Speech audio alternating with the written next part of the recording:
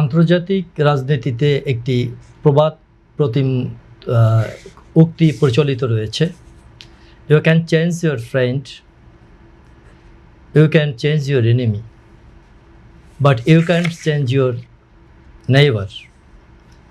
আমাদের প্রতিবেশী একটি শক্তিধর, প্রতাপশালী, ক্ষমতাধর একটি রাষ্ট্র।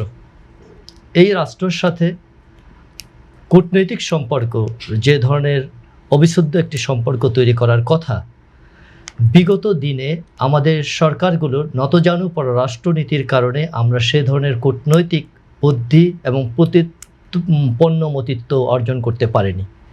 না পারার ফলে আমরা গঙ্গা থেকে, তিস্তা থেকে, আমাদের ন্যায্য হিস্সা থেকে বঞ্চিত হয়েছি।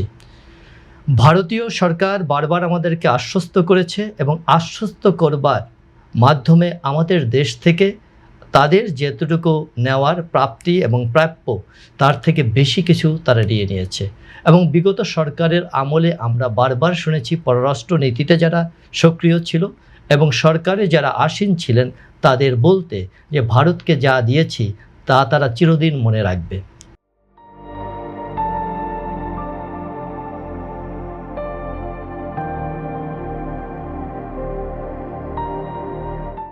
এবং স্বামী স্ত্রীর সম্পর্কের কথাও আমরা শুনেছি। মানে আপনি কি বলতে চাচ্ছেন নতজানু পররাষ্ট্র নীতির কারণেই আমরা প্রেক্ষাপটে আমাদের অর্জন করতে পারি। স্বাধীনতার পর এই 52 বছর পর্যন্ত আমাদের পররাষ্ট্রনীতি নত থাকাতে এবং আমরা যে উইন উইন সিচুয়েশনে একটা রাষ্ট্রের সাথে আর একটা রাষ্ট্রের যে সম্পর্ক হওয়া দরকার, আমরা সেই ক্ষেত্রে অনেকটা পশ্চাৎপদ থাকার কারণে আমরা এই ন্যায্য হিস্সা থেকে বঞ্চিত হয়েছি।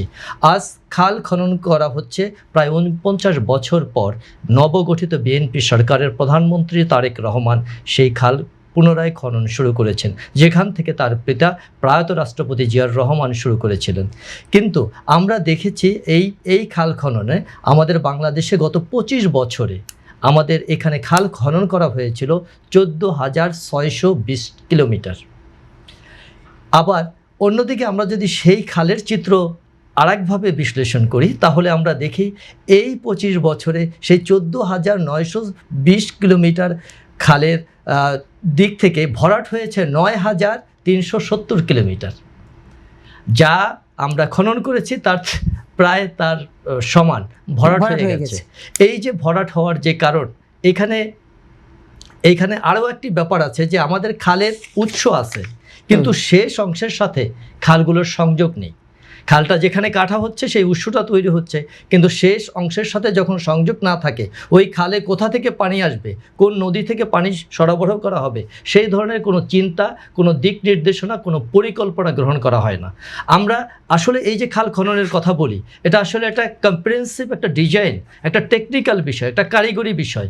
সরকার সেই কারিগরি বিষয়গুলোর উপর কতটুকু দর্শন এবং তার প্রেক্ষাপট এবং স্ট্রাকচারাল যে ম্যানেজমেন্ট রয়েছে তারা কতটুকু এই বিষয়ে পলিসি মেকিং করে এগোচ্ছে, এটা একটা বিষয়। আমরা হুটহাট করে খাল খনন করলে আমাদের কাঙ্ক্ষিত লক্ষ্য অর্জন হবে না। আমাদের কাঙ্ক্ষিত লক্ষ্য অর্জন করতে হলে আমাদের দেখতে হবে এটা পরিকল্পিতভাবে হয়েছে কিনা, এটার লক্ষ্য কী, এটার উদ্দেশ্য কী, এবং লক্ষ্য উদ্দেশ্য বাস্তবায়নের জন্য কারিগরি প্রচেষ্টা, সরকারি দৃঢ়তা এবং জনসম্মুখে সরকারের যে নীতি বাস্তবায়িত করবার কথা সেগুলো প্রতিফলিত হচ্ছে কিনা। যদি সেগুলো প্রতিফলিত হয় তবে আমাদের কাঙ্ক্ষিত অর্জন সফল হবে।